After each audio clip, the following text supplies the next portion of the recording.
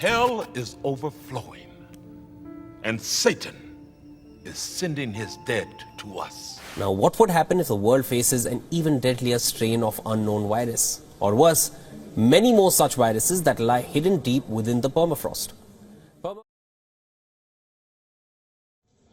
Scientists believe that permafrost at its deepest levels may contain viruses that are up to 1 million years old, and if they awaken, they can unleash catastrophic consequences. Out of wedlock, you kill unborn children. You have man-on-man relations, same sex. Because an influenza pandemic in 1918 triggered by a bird flu virus became the worst plague in human history. Well, friends, now we know. Moving over to China, which has reported the first human infection of the H3N8 bird flu. It had previously been detected only in horses, dogs, birds and seals. Health authorities on Tuesday said the risk of the spread is low and that the bird flu strain did not yet have the ability to effectively infect humans. A 4-year-old boy was confirmed with the flu after developing symptoms on April 5th. No more room in hell. The dead will walk the earth. Russia has said that scientists has detected world's first case of transmission of H5N8 strain of avian flu from birds to humans and had alerted the World Health Organization. In televised remarks, the head of Russia's health watchdog said scientists at Vector Laboratory had isolated the strain's genetic material from 7 workers at a poultry farm in southern Russia, where an outbreak was recorded among the birds in December. Good evening. I'm David Barrows. Jonathan Shaw is on assignment.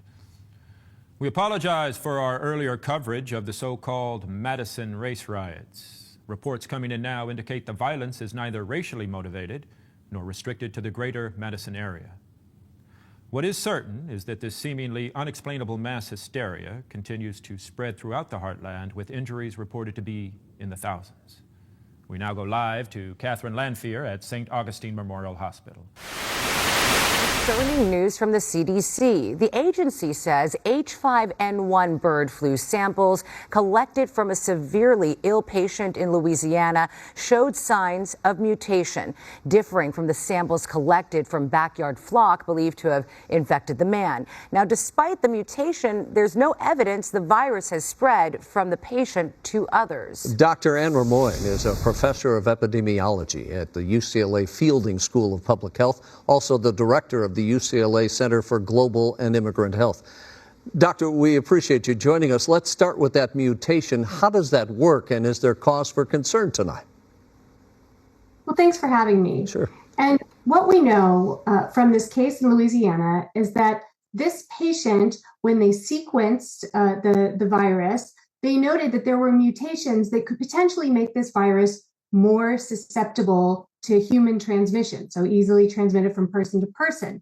Now, that said, there's some really important news here, and that is they sequenced the virus that was found in the backyard flock of birds and the virus from this person, and those birds did not have a mutation that showed any kind of adaptation to humans. So really, this happened in that person, and we think that's really important because it means that what's circulating in the birds is actually not something that's transmissible from person to person at this point. So that's really the important piece of news here. Now, that said, there was some data that suggests that this strain is only a few mutations away from becoming transmissible. So good to keep our eye on it. Staff here says they haven't seen anything close to the sheer volume of casualties. Badly injured, very frightened people are pouring in, no exaggeration, by the hundreds. And we're told that most of the injuries are bites, not gunshot or stab wounds, as we were led to believe earlier. Just a few minutes ago, we spoke with one of the doctors that has been on call since this morning when the patients arrived. We have seen cases of complete digit finger extraction, deep throat laceration, even a large section of flesh torn away as if by a rabid dog or wild animal. We've been told by nurses there have been complications. Almost all wounds have shown immediate infection. Many have went into toxic shock. One patient... Have there been fatalities? Excuse me, please. I'm sorry, I have to go. I was coming home from work, and I saw this woman in the road, and she was moaning or something, so I went out to go see. I thought she got hit by a car or something like that, and I went to go reach out to help her, and she bit me in the arm, scratched up my face, and I just took off. And Doctors are still at a loss as to the reason behind these attacks, and the situation doesn't seem to be improving. The past few minutes, I've seen 4 ambulances and several cars pull up with victims seeking emergency care. Whatever's going on, it seems to be far from over. David? Thank you, Catherine. And speculation seems to surround the origin of this phenomenon. And theories include an airborne plague, a toxic chemical spill, bioterrorism, and even a spaceborne virus. And viewers should be advised that there is no official explanation as of yet. Teams from the Federal Emergency Management Agency, the Center for Disease Control, and Office of Emergency Preparedness have been dispatched to Chicago, Madison, and the Twin Cities. While martial law has not been declared, the governors of all 3 states are encouraging citizens to remain calm and stay at home for the present. We've had no official response from the White House, but it can be confirmed that the president is considering returning from his fishing trip at Jackson Hole. More on the situation as it develops. The president wants to make it perfectly clear that this is not a case of bioterrorism. No such agents exist in the arsenal of any nation or known terrorist group. He also wants to stress the need for calm and the respect for law and order. The quicker people can get off the streets and into their homes, the quicker the appropriate federal and state agencies can reach these troubled areas. Although a further call-up of reservists is on the table, our current overseas military assets will remain in place to reassure our allies that this is a minor, containable situation that we expect to see fully resolved in 24 hours. Again, that was Press Secretary William Kaplan with the first official statement from the White House a little over 30 minutes ago, stressing calm and what he assures us is a fully containable situation. Istanbul and New Delhi are reporting sporadic outbreaks of violence, similar to those here at home. And clearly this is no longer an American... We're just getting a picture from our BBC correspondent. Over to Trevor Hanna in London. Trevor? We're in Notting Hill, a part of London. Who knows if this report will ever be transmitted? Communication is at best limited. The city, it seems, is being overrun with man-eating creatures. And... They're coming! Run! Run! Like most stations, we're experiencing technical problems with our satellite connection, but we'll try and follow this situation and bring you up-to-date information from the other side of the globe as it comes. Word on the situation in New York. All bridges and tunnels to Manhattan are being destroyed, and a barrier of Coast Guard craft is taking up position around the island. We don't know, however, if this is to keep people from getting in or getting out. We should have footage from New York shortly. State and local authorities are urging communities to form clean and sweep teams. Video of passengers encountering zombies at a railway station is being shared on social media platforms with the claim that it shows an outbreak of the zombie virus in China. Reverse image search of screenshots from the video led to many social media posts sharing similar videos. The descriptions with these videos state that they show a zombie-themed event known as Train to Apocalypse. A keyword search for more information led to similar videos on an Instagram page called the Pandora Box, depicting passengers encountering zombies at railway stations and inside metro trains. Yes, in that the circulatory, respiratory, and other vital functions have terminated, these subjects are technically deceased. Please just let me get through this and then I'll take questions. The infection is spread through direct fluidic contact. It must enter through the bloodstream through an open wound. Infection duration depends on the size of the wound and its proximity to a major blood vessel. Reanimation will occur no later than 1 to 5 minutes after the victim's primary life functions have expired. Once reanimation has occurred, the subject will respond with immediate homicidal aggression. It's clearly it's clearly a shocking development unfolding. You're going to want to keep it locked in here. You stay with us all night. Are we transmitting? Are we transmitting? Point the camera at me. Point it at me. Just roll. Okay, things are out of control down below. The city of Los Angeles is like a war zone. These creatures, these zombies or whatever the hell they are swarming the city. People are dying in the streets by the thousands. And the freeways, right now the freeways are hopelessly clogged. There is no way out of the city. We had to come up here into the Hollywood Hills just to find some refuge. I think we're safe for the moment, but I'm not going to stay long. Right now, the LAPD has pulled out of South Central Los Angeles entirely and is trying to form a defensive perimeter around Beverly Hills. But I don't know how they're going to stop these things. If you're hearing me, stay away from Los Angeles. The city is out of control. The city is lost. Avoid Los Angeles at all. I'm sorry, we had to cut away. We need to go now live to the White House press room for an emergency military briefing. A state of emergency has been declared in the United States of America, including all overseas dependencies and the Commonwealth of Puerto Rico. For reasons yet to be determined, the bodies of the recently deceased are returning to life and attacking the living. The scope of this epidemic is now reaching global proportions. The President has sent to Congress a package of initiatives which will be explained by the Secretary of Defense, Mr. Martin Emery. Mr. Secretary. As of 8 a.m. Eastern Standard Time, the President has declared the continental United States under martial law. A nationwide curfew of 7 p.m. tonight has been put into effect, and any citizen caught outdoors between 7 p.m. and 7 a.m. is subject to arrest and detention without counsel. All reserve military personnel and National Guard are ordered to report for immediate deployment. All law enforcement, firefighting, and emergency personnel will be federalized effective immediately. All communications facilities, including the use of landline and cellular telephone facilities, will be reserved for military and rescue operations. In order to halt the spread of this contagion, our nation's borders to Canada and Mexico have been sealed. No longer seek shelter in private residences, no matter how safely protected or well-stocked. Retain all ownership records of private property, but do not attempt to transport or defend said property. Rest assured, looters will be prosecuted with deadly force, as will any attempts at vigilantism or secessionist political activity. No questions.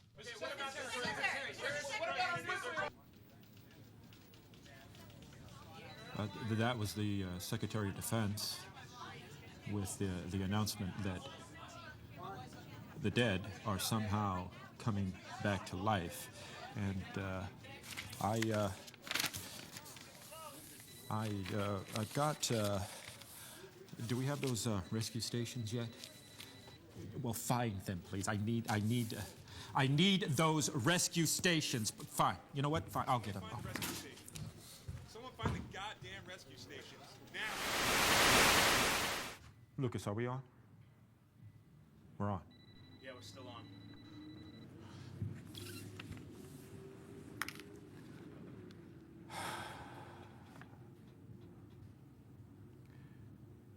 It's been confirmed from several sources that the destruction of Shanghai and Hong Kong were the result of thermonuclear explosions. Whether set by the Chinese government, a rogue faction of the Chinese military, or the Russian government in their promise to aggressively defend their borders is still not and may never be known. Within the next hour, we will be transferring responsibilities to the emergency broadcast system. Honey, I'm coming home. And get the kids ready now. I'll be there soon.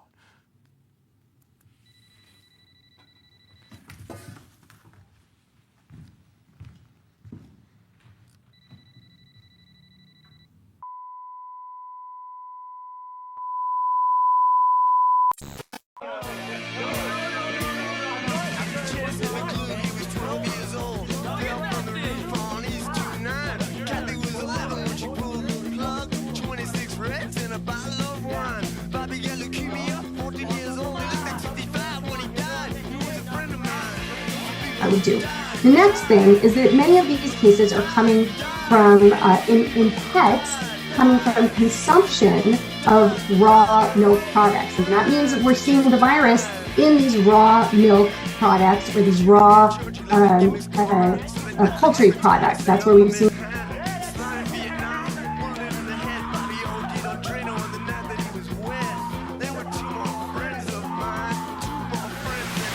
cases in cats in Oregon and in the US or in California. So I would not drink raw milk. I would not drink or eat raw poultry products as well. And I would just make sure everything is cooked or pasteurized. And then the last thing is I would get your flu vaccine. That flu vaccine is really important. It's not going to protect you. Wait, no, okay, listen. I have proven my aptitude of intelligence here. So listen to this warning, do not get the vaccination shots. Let me break it down like this for you and explain. These viruses are viruses we have had vaccinations for and been using for years to prevent the spread of the influenza virus. At the turn of the century, they told us that, especially the flu virus, would be mutating to overcome the immunization effects and develop into a super flu-like virus that was immune to the antibodies. That is what I see is happening here, that something in the air is causing a mutation of this effect. So these mutations will easily develop an adaptable method right now for immunizations, but more importantly, if you get the immunization shot, then you will be getting the very attributes the new virus is mutating into, making you more susceptible to get the full lethal effect of this virus, because that is what it has adapted itself to infect are those who have built up antibodies to immune themselves. People who have very little of this in their system will not contract the lethal effect and build a natural immunity to the virus, like people are supposed to do, but those who have the vaccination antibodies are the most likely to die from this, or even worse, mutate into the zombie strain itself. Take my advice, not to boast, but Einstein's equation. I figured that stuff out when I was 11 years old, sitting in the back of my mom's car. It just didn't interest me at the time because I was a kid. It's not too late though, it's still in its early mutation cycle. My research says that these virus strains will be entering a dormant stage after this and mutate into a plasma-based organism within the sea. That's why those viruses are in the permafrost. They were the Adam and Eve of multiple life forms on this world, as they developed from this process into the early life on this world. My research says that now is the time to apply the genetic nanochromosomes and augmentation techniques. Assist its genetic development here in the pre-mutation cycle before it goes dormant, and apply the super soldier formula as an inoculation serum containing the nanite data.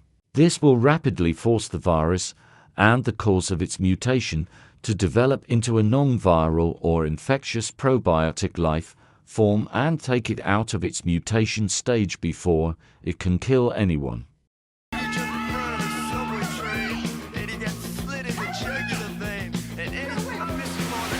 Fed said recently that the country has kind of lost its touch in controlling all of this, and that we may see another pandemic. Do you buy into that? Well, listen, my late father-in-law always used to say, it's much easier to stay out of trouble than it is to have to.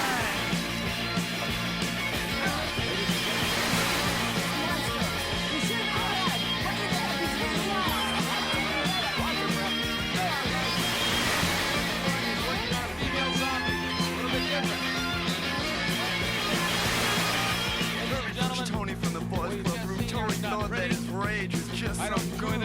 But Herbie sure gave Tony some vicious fruit. And Herbie said, I don't know anything else to tell you about this. But Tony couldn't fly. We begin tonight with a landmark change in immigration policy. As the clock struck midnight, Title 42 ended, a policy that allowed the rapid expulsion of migrants over COVID concerns. Officials on both sides of the border now bracing for a surge. And ABC's Maria Villarreal is in El Paso tonight. And Maria.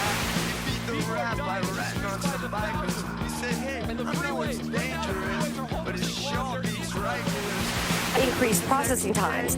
U.S. Border Patrol Chief Raul Ortiz tells me they have over 26,000 people in custody right now, and 5 out of their 9 processing facilities are already over capacity.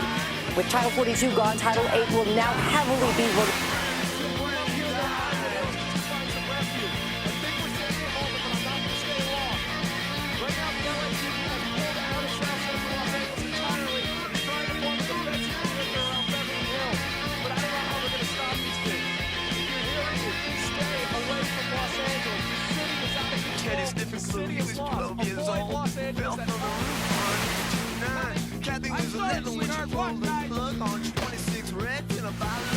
And if the rules aren't followed, migrants face deportation, and they're not allowed to enter the U.S. for at least 5 years. DHS Secretary Alejandro Mayorkas revealing tonight there are 24,000 Border Patrol agents and officers at the southwest border.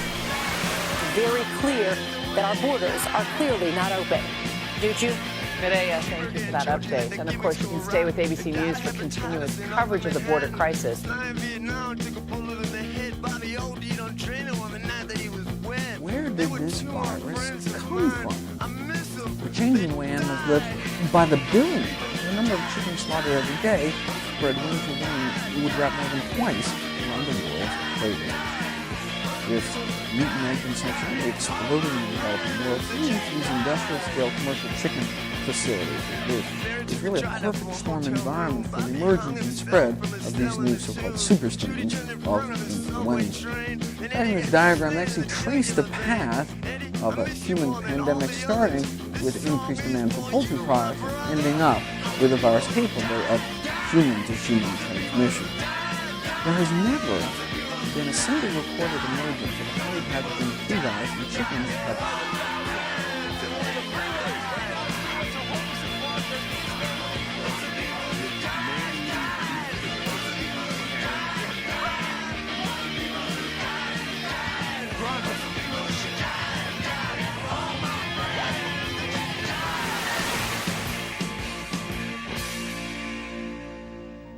You kill unborn children, overflowing, and Satan is sending his dead